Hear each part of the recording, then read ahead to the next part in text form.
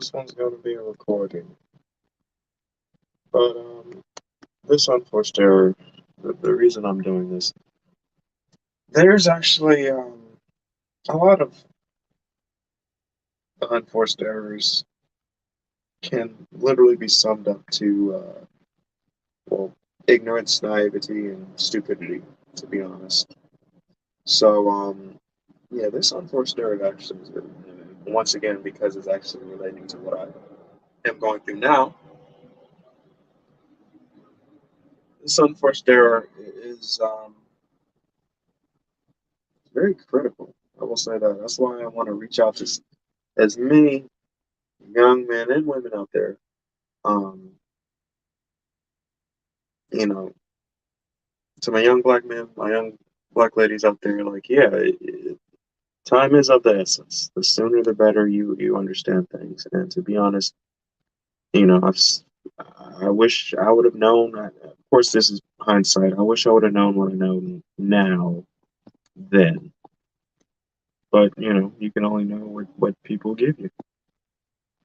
If I ask a professional something and they give me an answer, I assume that answer is correct. I then have to go question everything. That's another thing you actually have to learn. People will lie to you, especially if you're black. They have no reason to tell you anything of value. Um, just straight up lie to you. Like you can ask a professional, like, "Hey, how do I get into plumbing?" And he'll, depending on what he thinks of you, which, like I said, you don't know who is and who is not racist. They have no reason whatsoever to give you any leverage in society. They much rather you work under them than against them. So, you know, once again, naivety. Once the sooner you understand that, the more questions you'll ask of certain things. And this is actually one of those things that helped me, I guess, survive, was because I was so skeptical of certain things, because I asked questions, and because when I asked those questions, um, certain people kind of got a little bit suspicious of me for asking those questions, which is odd because if they were just telling the straight up truth, they wouldn't be so concerned about me asking the questions. Instead, they would actually value it because then I'd be showing general interest. But when you ask someone a question and they tell you something, and for some reason it might not make sense to you, right? And then you ask a pertinent question. You ask a question that makes sense, and then they kind of get offended. That's that's a sign that there's something going on there. You know, just fair warning. Just saying, just fair warning. And always do your due diligence. Always, you know, they talk about in crypto stuff. Do your own research, even though most of those idiots over there don't do their own research. You know, but do your own research. So let's get to it.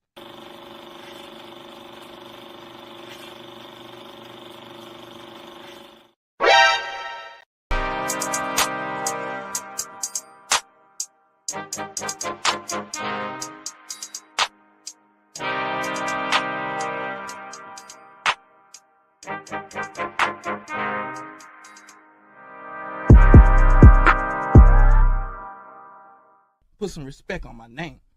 You understand me? When y'all saying my name, put some respect on it.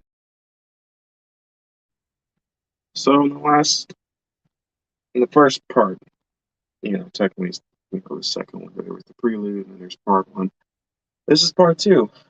So in the first part, I talked about how the first branch of naivety was being too nice, helping people, not understanding that your help can actually lead to them actually hating more. And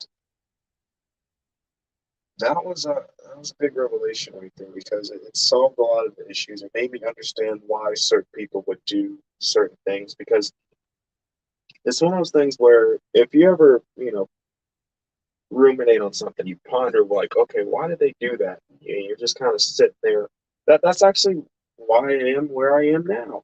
You know, I early in my relationship with my current wife, I'm not gonna lie, I was the nice guy. I mean, I knew how to kind of still be me.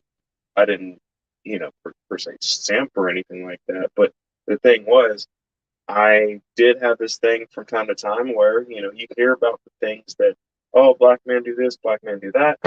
And I was essentially like, okay, well, like I said, my initial young, naive self was like, okay, as long as I don't do that, then I'm good. Well, I did that, and things were not good. And that's what made me question everything.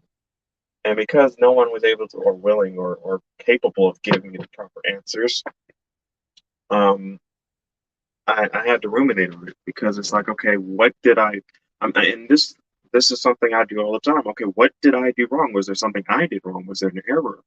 And I'm not gonna lie, it took me some years.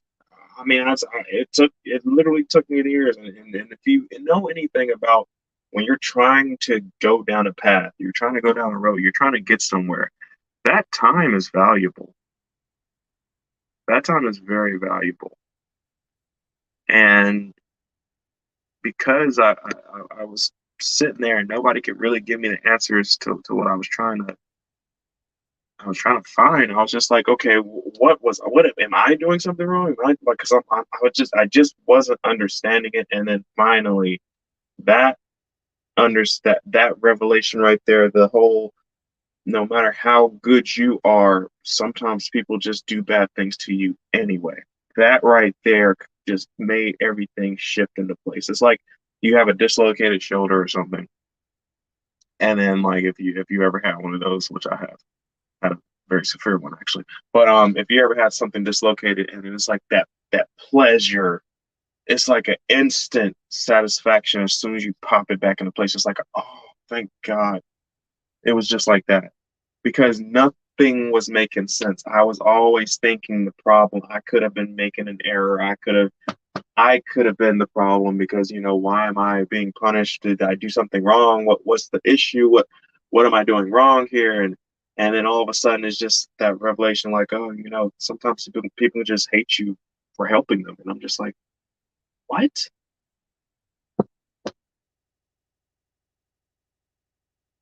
So that was a very big one. I will say that, at least for me.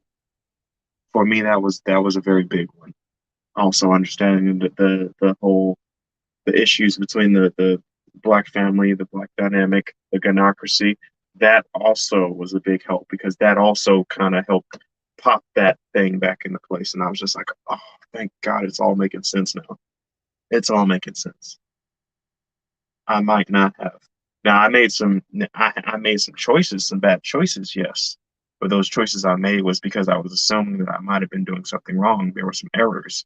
But now I realized like hell, I should have, you know, I wasn't wrong and I shouldn't have made some of those decisions and some of those choices. I actually was not there was nothing that I was doing that was wrong. It was just I was so naive that I didn't understand that the problem was beyond me.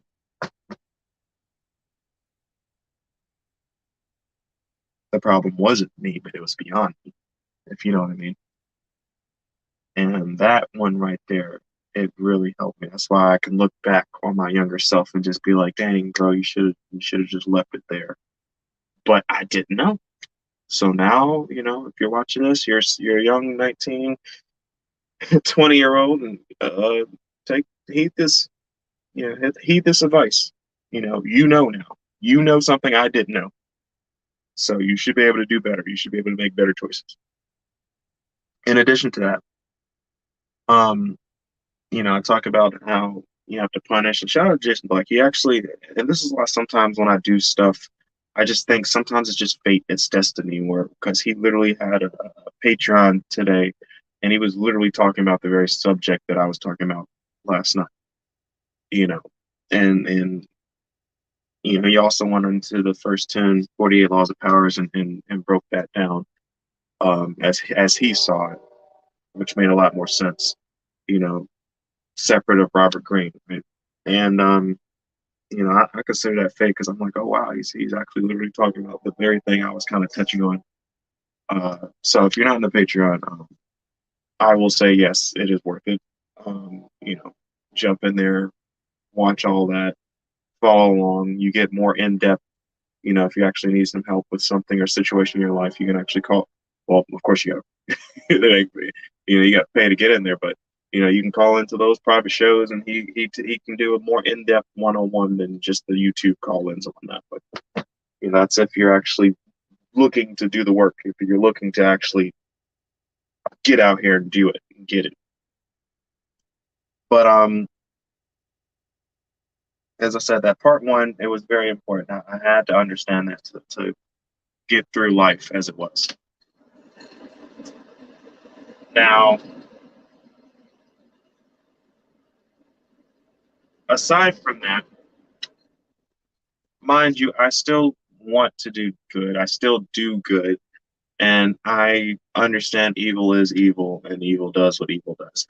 That doesn't mean that I've stopped helping people. That doesn't mean like none of the stuff that I've come to understand, none of that really changed the way that or what I desire to do. I still desire to help people. I still desire to help society. It just changes the way that I get it done. That's why I played that last clip by Denzel where he said you have to do it the right way. So I still help people. I still do right. I still do good. I'm not a complete asshole, which leads me to this point. Don't be afraid of being labeled negatively. And when I say that, I mean someone calls you a jerk or someone calls you an asshole. And, again, I'm relating this to myself because this is me kind of talking to younger me. I didn't like it when people call me a jerk or an asshole, but at the same time, I kind of understood, okay, I understand where you're coming from, but, I didn't mean it like that, or I didn't intend it to be like that. Or in the situation where it was someone who was obviously trying to exploit me, and I just made it clear that I wasn't going to be exploited, I knew that their reaction might be for them to call me mean or et cetera, because that's just what people like that do. So, don't be afraid, because some people, they're afraid so much of being negatively labeled, an asshole, jerk, or selfish. That's another thing that people, especially people, it's the craziest thing. Sometimes the most selfish people will call people, sometimes the most selfish people, like narcissists, they're trying to get something out of you. You say no to them, and then they'll call you selfish. Now, mind you, this is a narcissist. Of course, it's for a reason. They're trying to, like you said, it's like reverse psychology. They're wanting you to give something to them that's not earned or whatever, and because you won't do it, they just label you selfish. That's something that gynocracy does all the time. But that right there, that actually it tickles me. But that being said, that doesn't mean be an asshole. That does not give you a pass for just being a jerk, just for being a jerk. No, it just means that sometimes it's okay. Somebody calls me an asshole. Somebody calls me a jerk. Of course, that's disrespectful. It is. Um, I don't mean be okay with being disrespected. Oh, no, no, no, no, no. You have to understand what I'm saying. I'm saying for them to call me an asshole, it's okay because I don't give a shit what they say.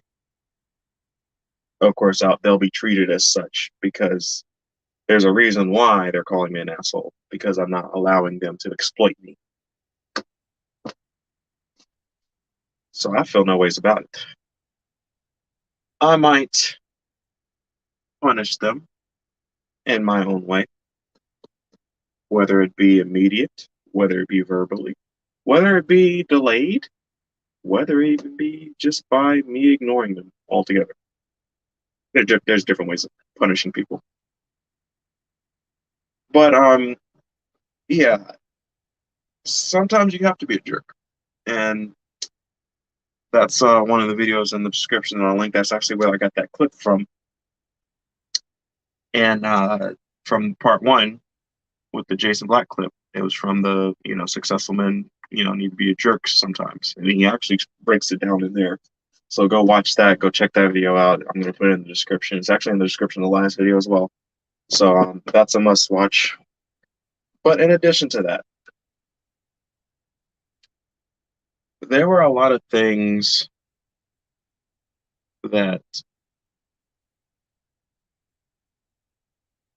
I had to learn that I wish someone had just told it to me straight so that I could just kind of, unlike before where I would have to ruminate on things because I wasn't sure if I was right or wrong about it. I just wish somebody would have told me, like, oh, yeah, that actually makes sense. So then I can just, like I said, pop that thing back in place and be like, oh, thank God, it all makes sense now. Instead of everybody telling me, like, I don't know, no, it's not like that. Actually, do this, or do that, no, no, no.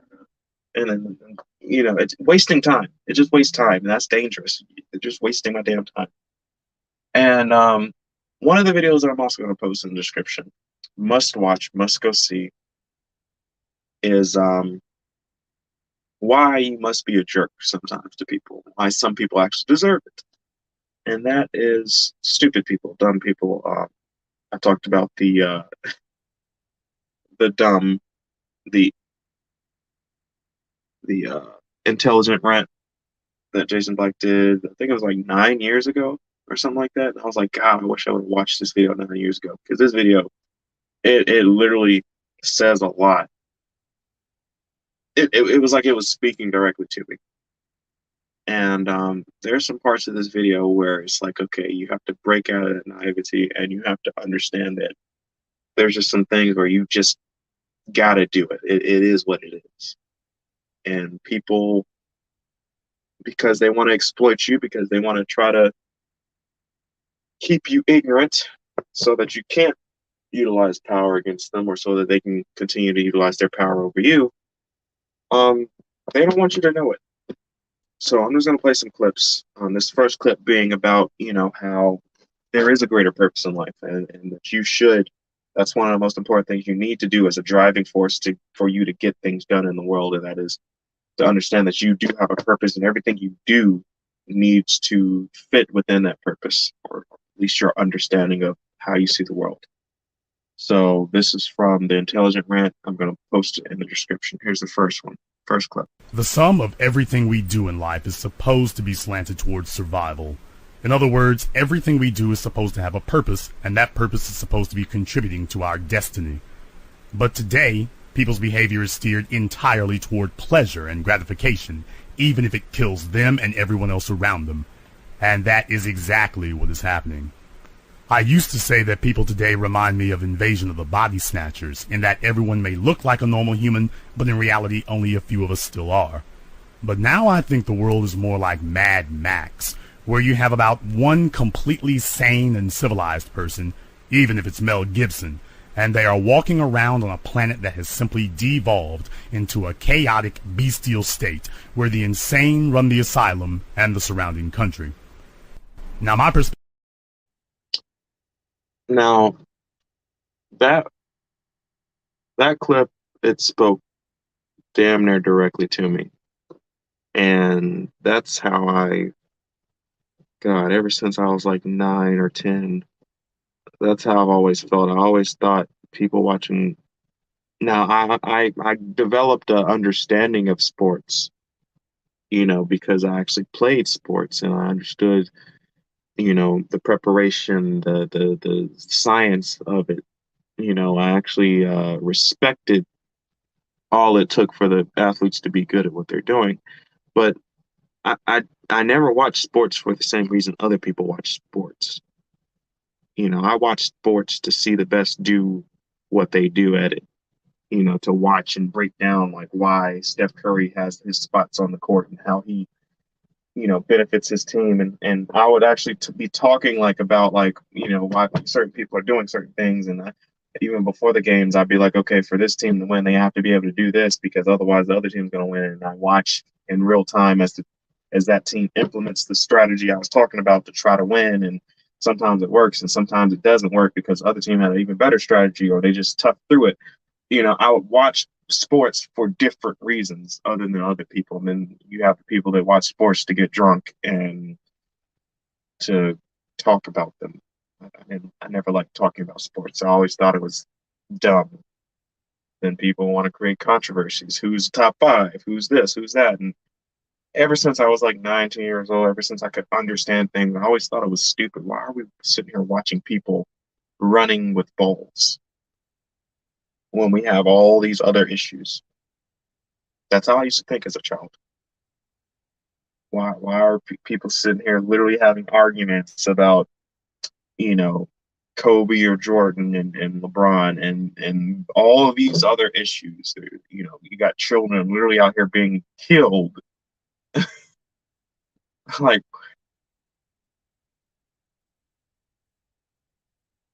I feel like that clip that from Atlanta where he was in jail, that crazy guy.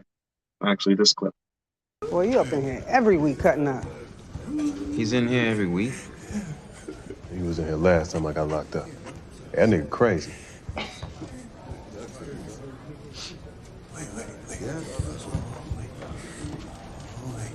Hey, look. He dipping his cup in the toilet.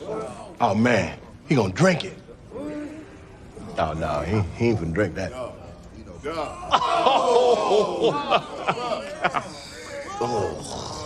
Why is he in here every week?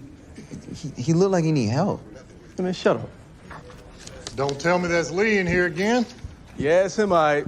Drinking the toilet water again. Oh, this guy just keeps going. Oh. How's it going, Lee?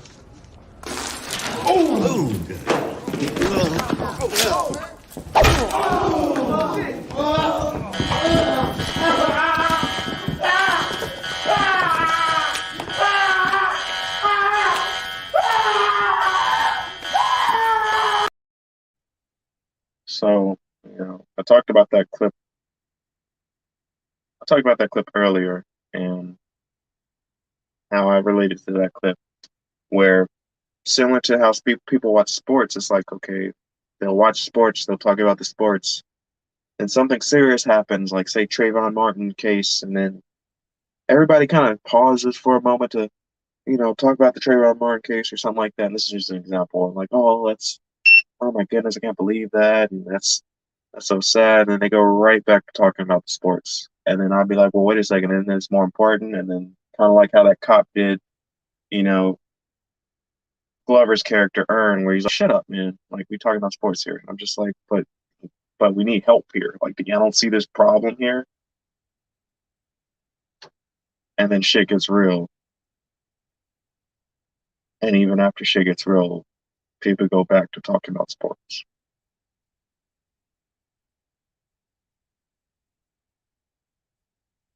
That always irked me.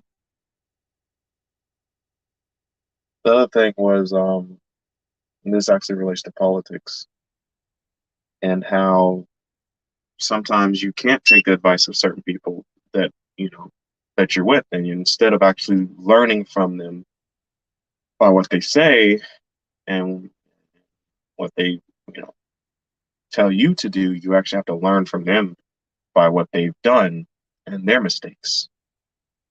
And that's actually how I learned a lot. That's actually how I avoided a lot of issues and problems. You know, through my observing people, I understood that single parenthood does not work. Despite what everybody would say about it, I'd be like, I don't observe that. It actually does not work. I was very much against it even when I was experiencing it. I even told this to my mother when I was like in my teens. I was like, yeah, this isn't working. And unfortunately, a lot of what I said, you know, came true about my siblings, that is. Because they didn't get it, but I got it. But they didn't get it. But this is another clip from that same broadcast 9 years ago by Jason Black, the intelligence trap. The unintelligent have always outnumbered the intelligent, but it used to be that the unintelligent were not allowed to lead. Today, intelligent people have been so cowered into submission from decades of being mocked, ridiculed, laughed at for wearing our glasses, made fun of for our clothes, impugned for our speech and lack of swag, that we have allowed society, our society, to descend into a non-stop idiotic popularity contest where the leaders of the society are chosen based on their ability to entertain. And as we all know, The most entertaining people are always the class clowns. So, sorry for the background noise. I'm at work, of course. But, much like in that clip, I never really respected politicians like that. Because I thought they would often lie about dumb crap anyway. And their intelligence was questionable. It is possible for you to pay your way into certain things, which a lot of them actually did come from Ivy League and money families. And I understand how society works, even then, back then. I understood that most people were not smart or leaders. You know, I understood that, which is why I never wanted to be average. I understood the benefit of not following the majority because the majority is average or below. Right? So, and these are things that no one taught me. You know, this is stuff that, like I said, I had to observe to learn it. And it helped me at least avoid a lot of those other dumb risks, a lot of those other unforced errors that I talked about. A lot of the unforced errors I have yet to talk about. Because I still have a very solid opportunity here. Like, I'm still fairly young. I still, clean slate, everything. It's just I got a late start because of some buffoonery, miseducation, per se. But now I'm steered right. I'm on the right course now. And that is priceless. I will say that. It is very priceless. So I've never been, I've actually, I've been a loner. I don't even want to say a loner because I can socialize. I have no problem socializing. It's just, I haven't found my circle. Like I said, most people were not what I was aspiring to be. They, I mean, they didn't have anything really going for them. They would say some nonsense, and it just wasn't favorable. Most people, and the people that I wanted to be around, well, I mean, they were already doing their thing. They were, they didn't have time to talk to me, and I knew that I had to break that barrier where it's like, okay, I know I had to put in the work, break the barrier because successful people, at least the actual successful. Sorry, I got some stuff on my nostrils. Successful people, they actually, they know that most people are buffoons and they don't deal with them. So you have to put in some work, and I understood that. I understand that, and that's when I was like, okay, I need to put in the work to get in there, to get in those circles, which is what I'm doing now, right? So up to this point, I had to be comfortable, not having a bunch of I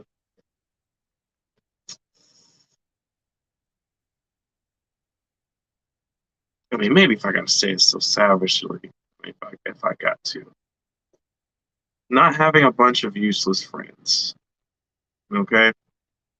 Not having people that'll weigh you down, not having people where, it was not beneficial to have them around, because if I was always the smartest person in the room, I don't, that's not beneficial. I wanted to get in the rooms with the smarter people,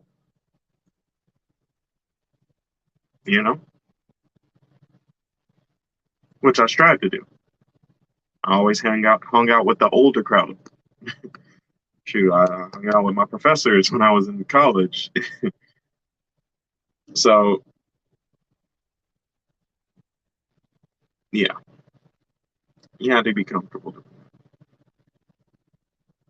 So that being said, this is part 2 of Niavety, an unforced error. Don't be afraid of being called a jerk, because oftentimes, from my personal experience, the person calling you the jerk, they're calling you a jerk because they couldn't exploit you. So all I gotta say is this. Don't let me down, man. If you let me down, I don't know what I'd do.